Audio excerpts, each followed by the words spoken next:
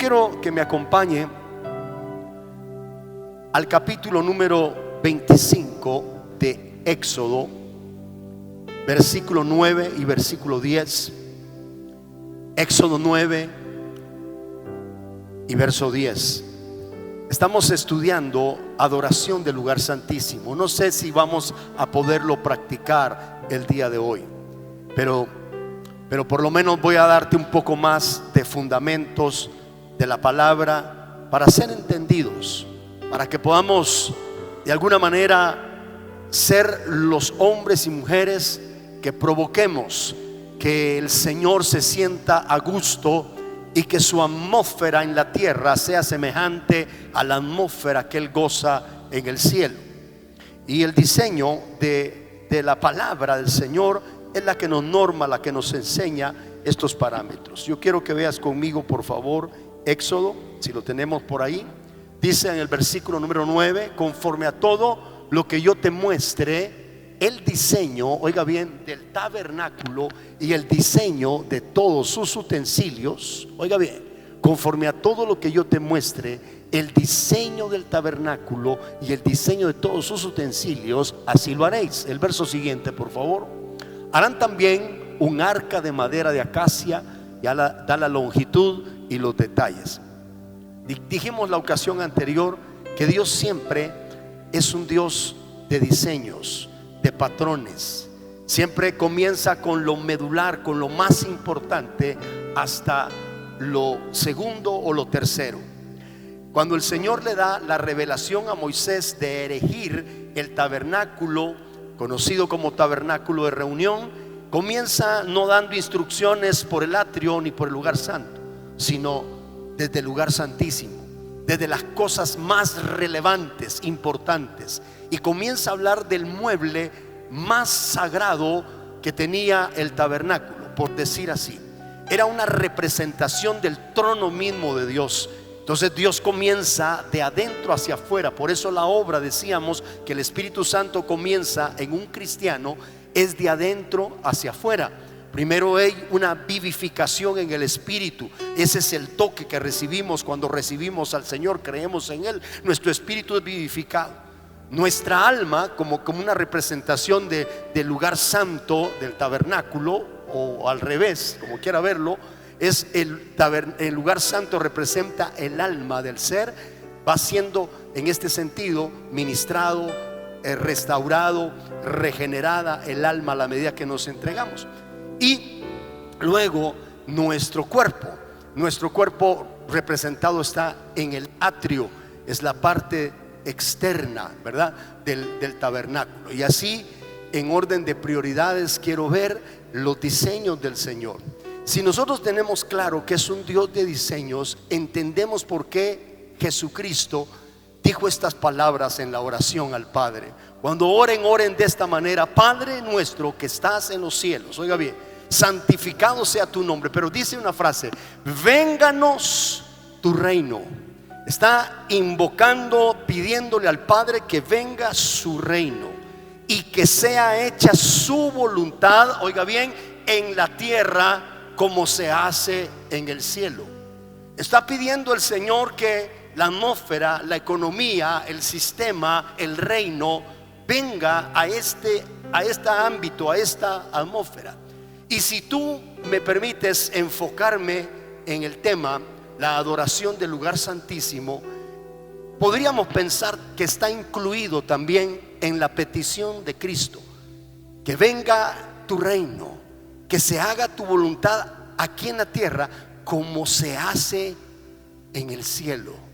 Entonces es importante que el patrón a seguir celestial nosotros le prestemos cuidado. Y ahora en el enfoque de la adoración del lugar santísimo, estamos empezando de lo más íntimo hacia afuera. Por eso recordamos que David, comentábamos en el tabernáculo que el Señor está restaurando, según Hechos 15, Amós 9:11, es el tabernáculo caído de David. Lo está volviendo a levantar como al principio. Pero ¿en qué consistía el tabernáculo? Ya lo recordamos, es una tienda diríamos como una tienda de campaña para nuestro entendimiento, que lo único que tenía, lo único, era el arca del pacto. Vuelve otra vez la prioridad, lo importante, lo más relevante. Y estudiamos también cómo los profetas y los maestros que habían en Antioquía, ya en el Nuevo Testamento, Hechos capítulo número 13, estaba ese concilio. Ellos tenían que tomar decisiones, pero no querían hacerlas aisladas de la dirección del Espíritu Santo.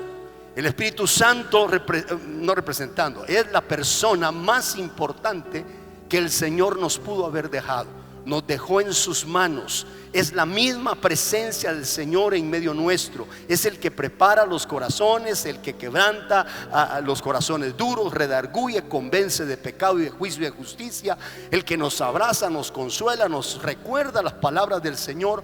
Y ellos tenían esa relación. Y entonces en Hechos 13 vimos cómo ellos están ministrando al Señor. ¿Se recuerda?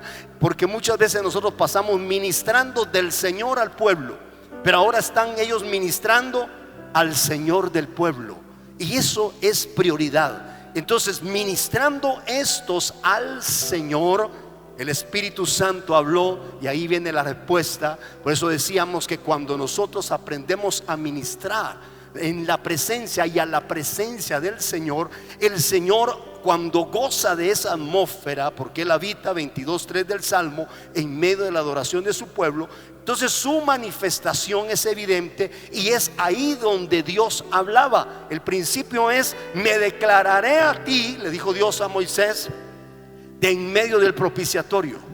De allí yo me declararé en medio de los querubines frente sobre el arca. Desde ahí hablaré. Entonces, cuando nosotros provocamos esa ministración o damos esa ministración al Señor de adoración con entendimiento como prioridad, un Dios complacido, un Dios agradado, su presencia inevitablemente se va a manifestar, y ahí el Señor comienza a hablar. ¿Y cómo habla ahora? Pues nos habla a través de los dones. Cuando estamos en el culto, no estoy hablando en la base de Hebreos 1 que nos vino a hablar por el Hijo. Estoy hablando del culto ahora, en el tiempo práctico. Cuando estamos ministrando, Dios activa los dones. Empieza a activar el don de lenguas, el don de interpretación de lenguas, el don de profecía. Pero es cuando llegamos a esa experiencia sublime de la ministración al Señor, y comienza el Señor a revelar, a traer una palabra de exhortación, consolación y edificación. Por eso es muy importante. Yo a la gente que tiene dones le digo siempre: mira, hijo, necesito que estés en el tiempo de la adoración. Le digo: métete ahí a la adoración, porque yo sé que en medio de la adoración el Señor va a activar, porque estamos haciéndole el ambiente donde Dios reside. Entonces, tomando ese patrón en Hechos y capítulo 13, ya lo vimos. En Juan capítulo 4 recordamos también cuando el Señor les dice a la samaritana: ustedes adoran lo que no conocen. Es algo así como los adoradores del capítulo 17 de Hechos, cuando Pablo entra al Areópago allá en cierto lugar, vio que eran los atenienses muy religiosos, y vio los escaparates donde habían dioses, esculturas, ídolos. Pero había un escaparate que no tenía nada, no tenía ninguna imagen, y decía: a Dios invisible. Pablo se agarra de eso y le dice: a ese Dios les vengo a revelar, a traer. Entonces, hay gente que está adorando al Dios no conocido. Por eso la samaritana, el Señor le dice: ustedes adoran lo que no conocen. Nosotros, oiga, con propiedad, con convicción, le dice: adoramos lo que conocemos. Y agrega: porque la salvación proviene de los judíos. El término conocer es el término intimar. Es tan profundo que habla de una íntima comunión. No es un conocer de que acepté a Cristo hace 30, 40 años y vivo en el desierto. No, es un conocer porque cada día hacemos presencia en su presencia. Cada día estamos delante del Señor. ¿Se recuerda de los desconocidos? Aunque con milagros y prodigios les protestaré, apartados de mí, obradores de maldad, y yo nunca los conocí. Y hacían tremendas cosas. Entonces los milagros o las señales no es sinónimo que sean conocidos por el Señor. Por eso es importante que tú y yo cultivemos la relación, la comunión. A ver, levante la mano los casados, por favor, levante la mano. Muy bien. Cuando usted estaba de amores con la que ahora es su esposa o el que ahora es su esposo, estaba en romances, usted estaba en ese ir y venir, no había otro enfoque. Más cuando ya van en la recta final, ya habían dado el anillo. Ahora hacen todo el protocolo, ¿verdad? Para dar un anillo, hasta para decirle si quieren ser su novio, todo lo que hacen los muchachos. En nuestra época, recuerdo que éramos más prácticos, no teníamos drones, aleluya, pero hacíamos cosas bonitas ahí, prácticas. Lo cierto es de que cuando estábamos enfocados a llegar o llevar al altar a la que ahora es nuestra esposa, nuestro corazón palpitaba por ella, y sin duda el corazón de ella palpitaba por él. Se nos iba el sueño en pensar, en imaginar aquel tiempo. No había otro tiempo más especial que esos encuentros. Una vez nos casamos, nuestras mejores experiencias también son secretas, ¿verdad? Dejémoslo ahí. Entonces, ¿a dónde voy? Cuando un hombre y una mujer entiende que la adoración casi se asemeja a eso, pero por favor en toda la santidad y la pureza del caso, quiero que usted entienda eso. Debe de haber una expectación, una expectativa de poder estar delante del Rey. Cuando yo le digo a mis hermanos que están en el altar ministrando, ustedes no sirven necesariamente cuando están en el altar. Ustedes tienen una distinción, un privilegio, un honor estar delante del Rey. El servicio ya es algo que hacemos en pro del Rey y del reino, pero el adorar es una distinción. Lo mismo te digo a ti, pueblo, el adorar, el ministrar es un privilegio, estar delante del Rey. ¿Alguien dice amén? Debemos de tomar en cuenta que la adoración es cuando tú te enfocas en que solo va a haber un espectador, y ese es el que está en el trono, al quien va nuestra adoración. Por eso decíamos, hermano, la diferencia, hablábamos entre alabanza y adoración. La diferencia es que muchas veces lo alabamos por lo que Él hace, por lo que Él tiene, por lo que Él da. Pero cuando llegas al tiempo de adoración, ya no lo adoras por eso. Haga o no haga, te dé o no te dé, Dios lo adoras, y es adorable por lo que Él es, su carácter, su esencia. ¿Cuántos dicen amén? Cuando tú llegas a ese nivel de entendimiento, de adorarlo por lo que Él es, lo ves santo, lo ves hermoso, lo ves íntegro, lo ves justo, lo ves, hermano, en todo su esplendor, más sublime que los cielos. Entonces ya no estás pensando si te va a solucionar el problema, si te va a proveer, si te va a dar. Su presencia te cautiva de tal manera que tú lo único que haces es contemplarlo y empiezas a deleitarte. Pero cuando te pones tu delicia en el Señor concede las peticiones de tu corazón. Alguien dice amén. No te dio tiempo de balbucearlas, ¿te recuerdas? No te dio tiempo de exteriorizar tu necesidad, pero estás enfocado en su presencia. Entonces solo estoy trayendo un pequeño resumen para entrar a unos puntos claves. Veíamos que el arma letal que David tuvo, la tuvo debajo de esa tienda, ahí en el patio de su casa. Ahí tuvo el arma letal. ¿Cuál era el arma letal? Era la adoración continua. Alrededor del arca, el capítulo 16, primer libro de Crónicas, si tenemos ese pasaje, primer libro de Crónicas, capítulo 16, después de que David trae el arca, primer desfile hay un error, corrige la plana, el segundo desfile. Entonces en el capítulo 16 él establece el arca del pacto en la tienda que había preparado. Pero ahí, oiga bien, no es la tienda realmente la habitación, sino que la verdadera habitación fue lo que se dio alrededor de la tienda o dentro de la tienda, alrededor del arca. Era la adoración continua. Cuando vas a estudiar ese pasaje, mire lo que dice acá: y trajeron el arca de Dios y la pusieron en medio de la tienda que David había levantado para ella, y ofrecieron holocaustos y sacrificios de paz delante de Dios. El siguiente: y cuando David acabó de ofrecer el holocausto y los sacrificios de paz, bendijo al pueblo en el nombre de Jehová. La otra: y repartió a todo Israel, y así hombres como mujeres, a cada uno una torta de pan, una pieza ¿de qué dice?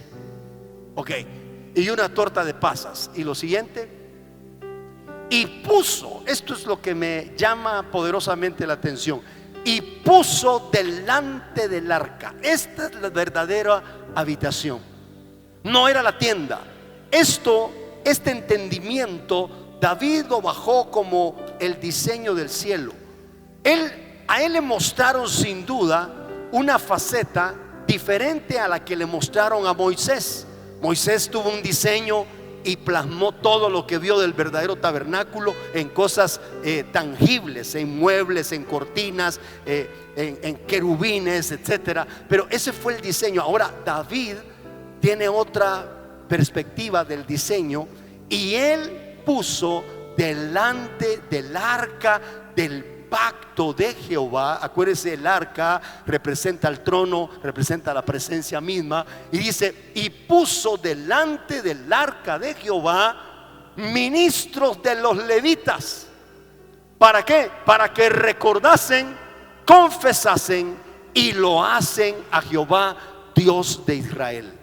Estas tres cosas encierran mucho de la adoración. Hay adoración del atrio, hay adoración, por decirlo así, del lugar santo, y hay adoración del lugar santísimo. Yo he empezado a enseñarte ahora de las cosas de adentro para ir para afuera. Lo hacen, es la expresión donde toda la admiración, el reconocimiento, el honor le es otorgado al Señor. Ahí ya no hay lugar para mencionar ni siquiera a sus enemigos. Ya no hay lugar para decir Dios es mi proveedor. Ahí solo se llega a contemplar, a ofrecer, a loar, a ministrar la belleza del Señor. Esa es la adoración en el lugar santísimo. Luego dice la segunda, para poderlo traer: para que confesasen. Esas confesiones son declaraciones, sí, de lo que Dios es y de lo que Dios puede hacer contra los enemigos, a favor de su pueblo. Son aquellos cantos y aquellas expresiones donde nos gozamos, nos alegramos porque el Señor pelea nuestras batallas, etcétera. Y el primero: recordasen. Son las expresiones donde estamos haciendo memoria, recordar de lo que el Señor ha hecho. Cantos como, por ejemplo: echó a la mar los carros de Faraón. ¿Cuántos dicen amén? Cuando caen los muros de Jericó, cuando el Señor decapitó a Dagón, el dios de los filisteos. Esos son cantos, hermano, de victoria. Estamos recordando. Todo es parte de la exaltación. Pero como dijo alguien, el piso es plano, pero hay niveles. ¿Cuántos dicen amén? Entonces hay gente que comete el error, que pretende en el lugar santísimo estar cantando los cantos del atrio. Tiene su lugar los cantos de testimonio, lo tiene recordar lo que Él ha hecho, tiene su lugar. Pero en el lugar santísimo solo se llega a loar, a admirar, a contemplar. ¿Alguien me está entendiendo esto? En el lugar santísimo no se llega a pedir, no se llega a declarar que Dios, no, ahí solo se llega a contemplar la hermosura del Señor. Ese es el entendimiento. Por eso la adoración del lugar santísimo tiene que ver el enfoque prioritario en su esencia, en su presencia, donde Él es el todo, hermano. No importa si dio o no, o no nos dio. Mire, la adoración de convicción.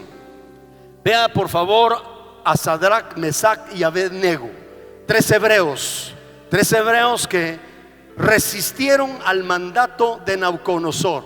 ¿Cuál era la orden? Él levantó una estatua y dijo: cuando suene la flauta, la zampoña, la vihuela, instrumentos, todo mundo tiene que postrarse ante la estatua de Nabucodonosor. Y el que no se postre, entonces va a ser lanzado al horno 7 veces calentado.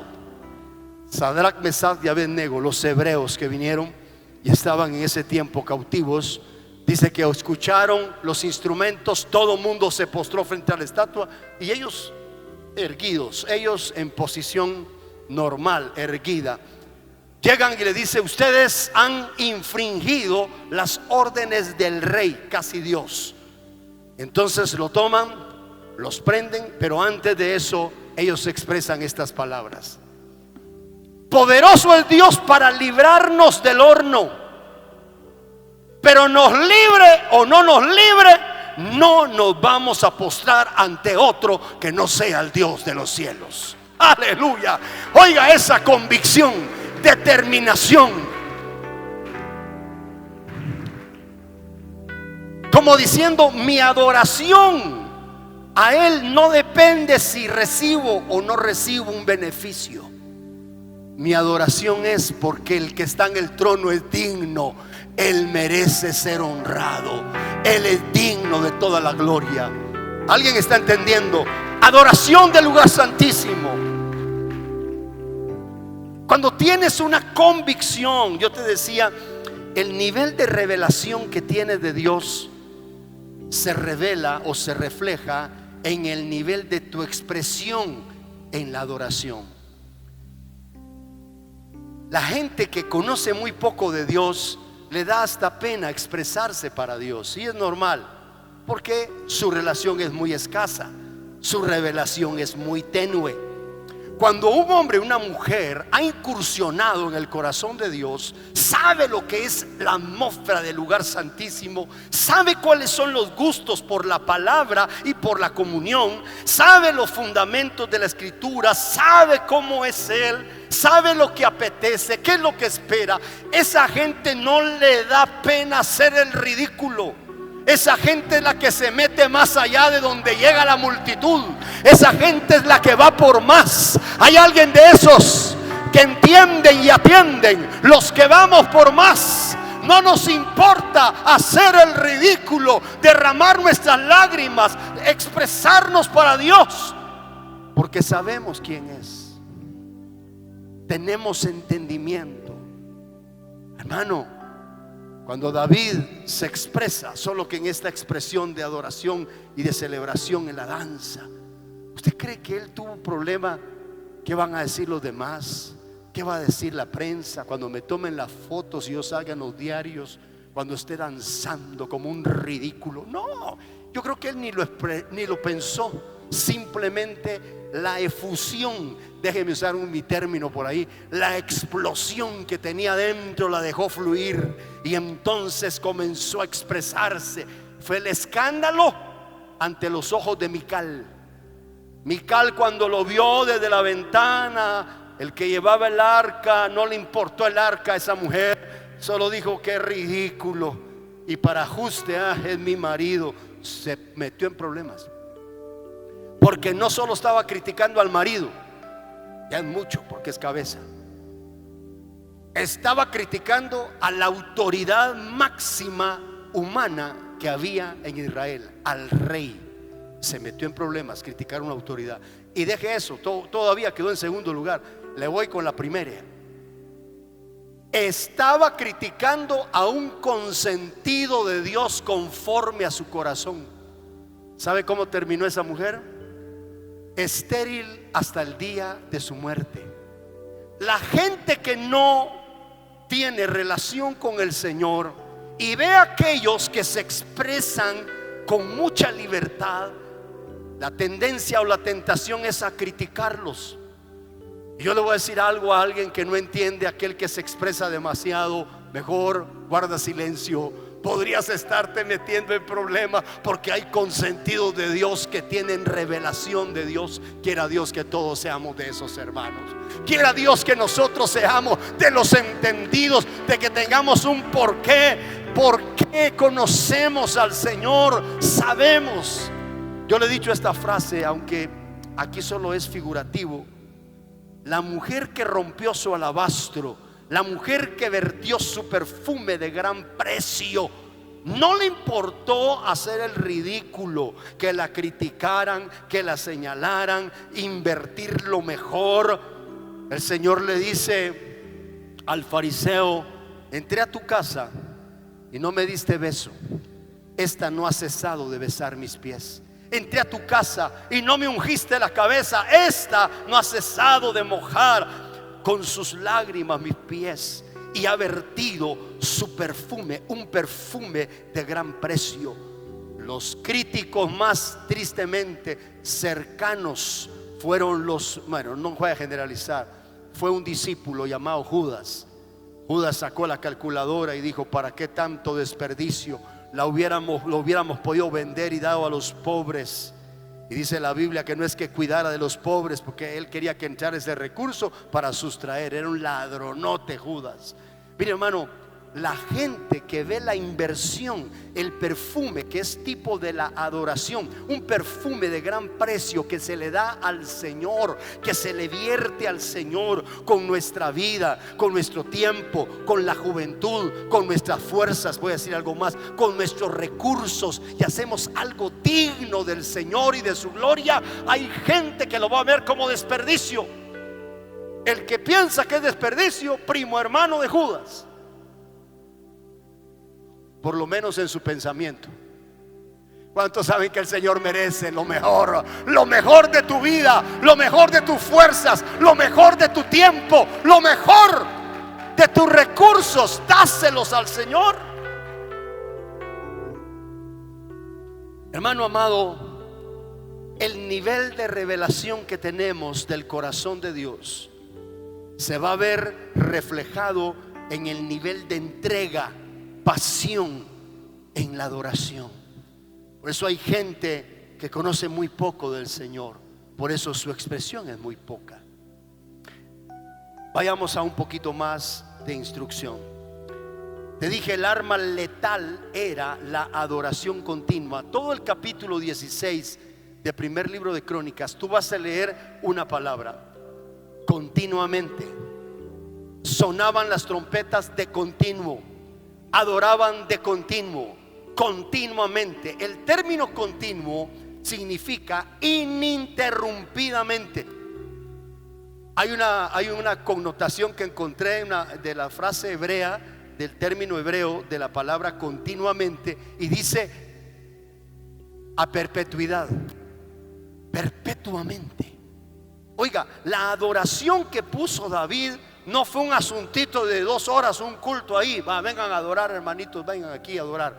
Ya se cansaron, váyanse. No, él estableció, bajó el diseño, se dio cuenta que hay serafines, querubines en el cielo alrededor, hay millares y millares de ángeles. Dijo: y estos no cesan de decir santo, santo, santo, día y noche. Entonces dijo: no, yo bajo ese diseño y lo pongo acá.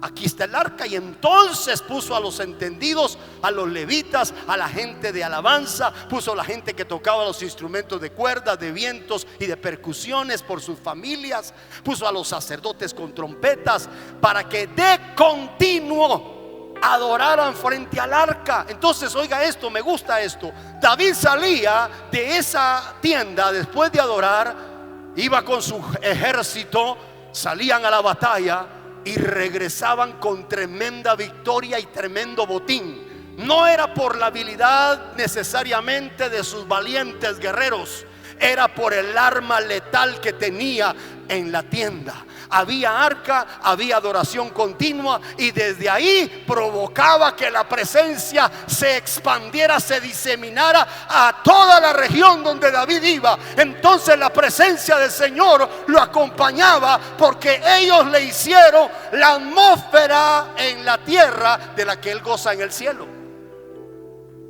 Cuando tú haces una atmósfera donde Dios reside, vas a gozar de la misma manifestación que los seres vivientes disfrutan en el cielo. Por eso David conoció ese secreto.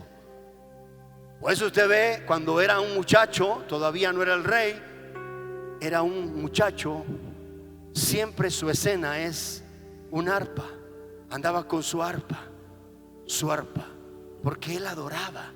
Como que de pequeño le habían revelado el 22:3 del Salmo, Dios habita en medio de la alabanza de su pueblo. Por eso usted sabe, cuando se enfrentó y lo llevaron frente al rey endemoniado, o por lo menos atormentado por un espíritu malo,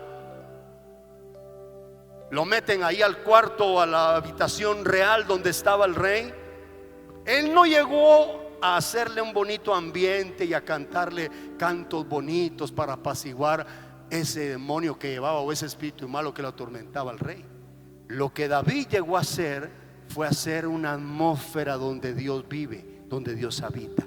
Llegó a adorar, llegó a ministrar. Y cuando el que habita en medio de la adoración de su pueblo se manifestó, empezó a sacar la basura. Se volvió el atormentador, se volvió atormentado por la presencia de Dios. Y dice que el espíritu malo huía de Saúl. Quiero que usted vea la riqueza que hay cuando nosotros somos entendidos. Amados, el tiempo de adorar y ministrar a Dios no son los comerciales antes de la película, hombre. No es el entremés mientras llega el plato fuerte. El tiempo de adoración y alabanza es el tiempo donde Dios va a recibir una habitación por su pueblo, va a recibir los besos de su pueblo, va a recibir los loores de su pueblo. ¿Cuántos amantes de la presencia de Dios hay aquí? Te debe de apetecer estar en los tiempos de la adoración. Yo, cuando no tengo asuntos de estar oyendo notas y llevar ritmos, secuencias y micrófono y todo ese asunto, yo me lo disfruto acá, hermano. Yo tengo que agarrar mi bandera. Antes sacaba un pañuelo, hoy tengo banderas, ¿verdad? Y lo hago con entendimiento. Otro día, como vamos a hablar de adoración, aquí le voy a enseñar hasta cómo usar banderas. ¿Cuántos dicen gloria a Dios?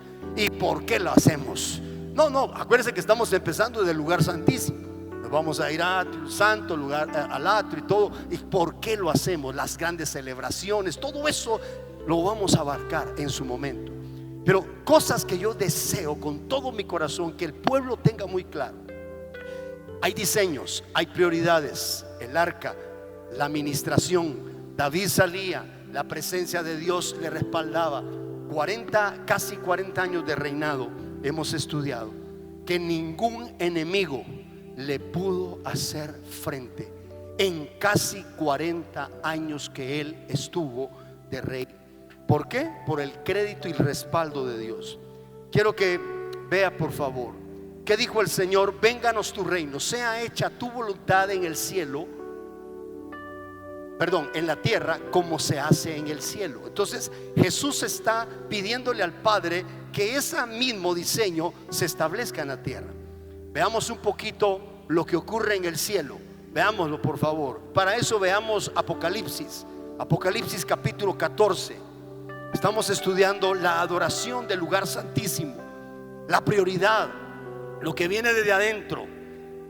Dice Apocalipsis capítulo 14, versículo número 1.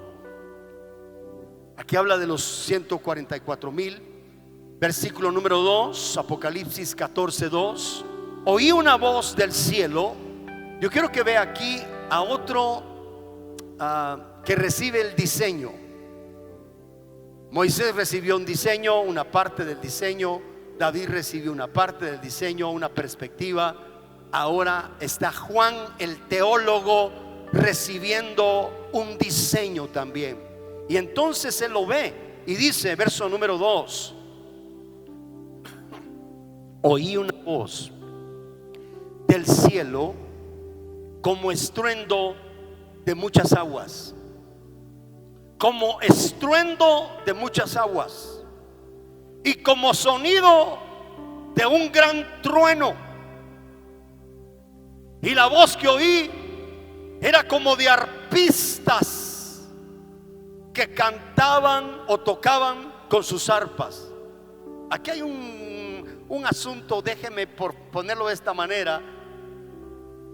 La descripción de lo que estaba oyendo Juan le era tan complicada enfocarla en algo que habla estruendo de muchas aguas, la voz del omnipotente, arpistas. O sea, ¿qué era entonces lo que estaba escuchando? Léalo otra vez, verso 2. oí una voz del cielo como estruendo de muchas aguas. ¿Quién ha estado alrededor o cerca de un río caudaloso? Ese río caudaloso se oye estruendoso. Es un sonido impresionante. Él lo oyó así. Pero ¿qué más escuchó? Dice, lo compara, y como sonido de un gran trueno, potente, estruendo de muchas aguas, sonido de trueno. Pero luego agrega, la voz que oí era como de arpistas que tocaban sus arpas. Entonces ya implica música. Pero luego en el verso 3 dice, y cantaban un cántico nuevo delante del trono. Oiga, por favor, si habla delante del trono, estamos en el lugar santísimo. ¿Qué está escuchando? ¿Qué está viendo? Estruendo de muchas aguas, como arpistas, como un gran trueno. Otro pasaje paralelo, el 19 de Apocalipsis, habla como la voz del omnipotente. Entonces están en el lugar santísimo y dice que ahí entonaban un cántico nuevo delante del trono y delante de los 4 seres vivientes. O sea, préstele aquí atención. Esta es una gráfica de la adoración en el lugar santísimo. Esta es la última revelación del canon escrito, Apocalipsis, que eso es revelación. Entonces él está trayendo, plasmando lo que está escuchando. Ahora vamos a ver unas versiones, unas cuantas, para poder comprender un poquito más. Pero vea lo que dice: la voz que oí era como de arpistas, verso 3, y estos entonaban un cántico nuevo. Por favor, diga esta frase: cántico nuevo. Si es nuevo es porque nunca se ha entonado. No es que se estaban aprendiendo una canción, no, era un cántico espontáneo, era un cántico nuevo. Cada vez que salía una frase era nueva. Cada vez que entonaban algo era diferente a lo que anteriormente habían expresado. Era cántico nuevo.